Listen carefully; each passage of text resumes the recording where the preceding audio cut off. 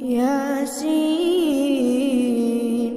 والقرآن الحكيم إنك لمن المرسلين على صراط مستقيم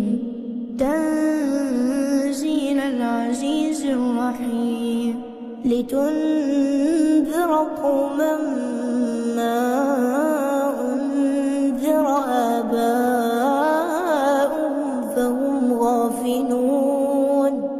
لقد حق القول على